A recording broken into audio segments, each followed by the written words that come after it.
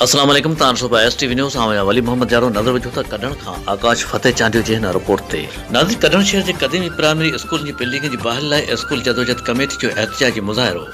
ख़बर मूजिब कढण शहर जा क़दीमी स्कूल ज़बून हाली जो शिकार बिल्डिंगों की बहाली लाइ स्कूल जदोजहद कमेटी के नौजवान सलीम कुंभार, साबर अली चांडियो, हसन अली शाह, महताब खटी पारा एहतजाजी मुज़ाहिरो।